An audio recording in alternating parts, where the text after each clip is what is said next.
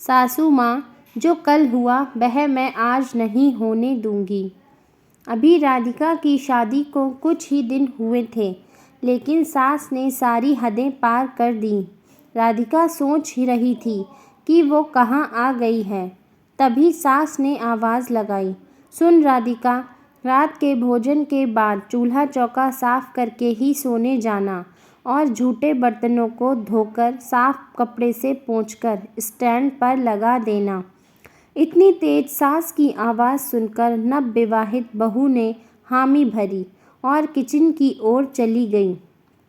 राधिका ने सारे बर्तन धोकर पोंछ कर लगा दिए। किचन के तमाम काम निपटाते उसे लगभग 12 बज गए।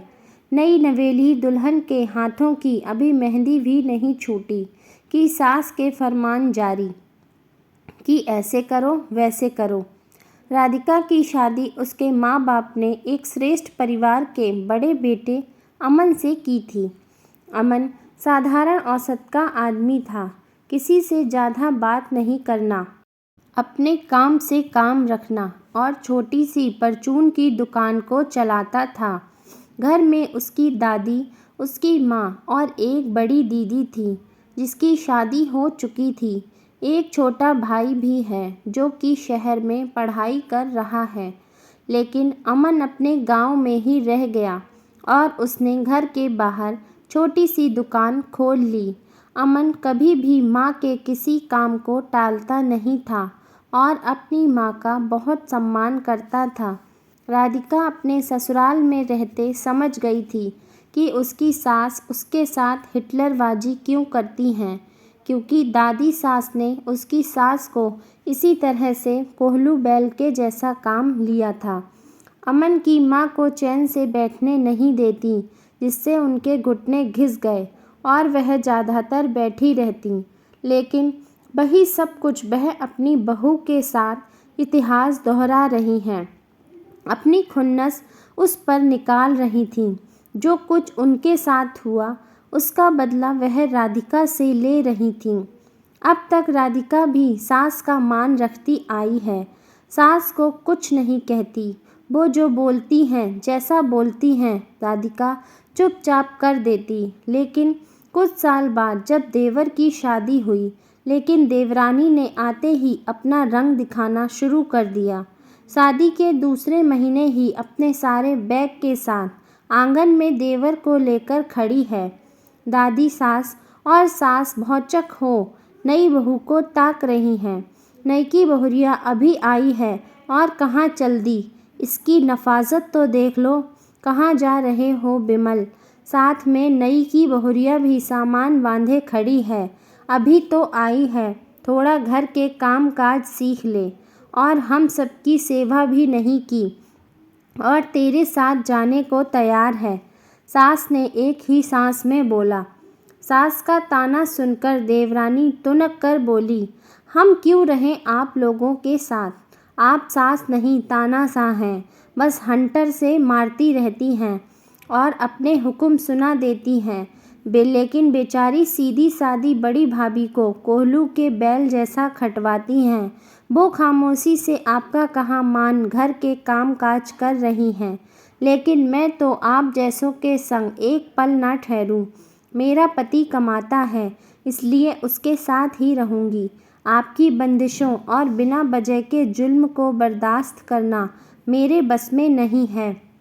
बेचारी भाभी काम करते करते गठिया की मरीज़ हो गई हैं और भाई साहब भी कुछ नहीं कहते आपको।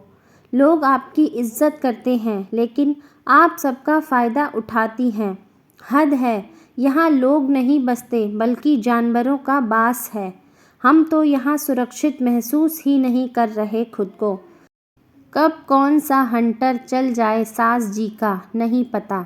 जा रही हूँ बड़ी भाभी, वहाँ शहर में घर लेने के बाद आप भी आ जाना। बच्चों का नाम भी वहीं लिखा देंगे ताकि भविष्य उज्जवल हो उनका। आप सिलाई कढ़ाई जानती ही हैं, वहाँ पर बुटीक खोल लेंगे, आपको भी रोजगार मिलेगा और वहाँ की महिलाओं को भी काम। समझदार देवरानी की बात से राधिका का हृदय आशान्वित हो उठा और उसने खुशी खुशी मन से दोनों को विदा कर दिया। कुछ दिनों में वह भी अपने दोनों बच्चों के साथ शहर आ गई। उसका सिलाई कढ़ाई का काम रंग लाया और 2 साल में राधिका का बिजनेस दिन दूनी रात चौगनी तरक्की कर गया। उसने बैंक से लोन लेकर एक और बुटीक खोला। अब अमन भी शहर आ गया है, अपनी पत्नी के साथ व्यापार में हाथ बटा रहा है। कभी कभार सास और दादी सास भी आ जाती हैं, लेकिन राधिका ने दोनों के मान सम्मान को हमेशा बरकरार रखा है। उनको वैसे ही आदर देती है जैसे पहले दिया करती थी। फ़र्क बस इतना है कि अब वह अपने मन की मालकिन है और कमाऊ भी। देवरानी जेठानी ने 2 फ्लैट को एक में जोड़कर रहना पसंद किया है। राधिका आज भी देवरानी को सच्ची सहेली और हितैषी मानती है। जानती है कि वह आज जो भी है देवरानी की वजह से। उसने ही उसको उड़ना सिखाया है, वरना गांव में मेढक ही बनी रहती। अपनी देवरानी का धन्यवाद कहती थी। आज राधिका बहुत खुश है। बच्चे भी अच्छे स्कूल में पढ़ रहे हैं। राधिका की एक अलग ही पहचान बन गई है। थोड़ी हिम्मत, साहस और देवरानी का साथ ने राधिका को बहुत कुछ दिया है। दोस्तों, आपको यह कहानी कैसी लगी हमें कमेंट करके ज़रूर बताएं। ऐसी ही और कहानियों के लिए हमारे चैनल को सब्सक्राइब करें।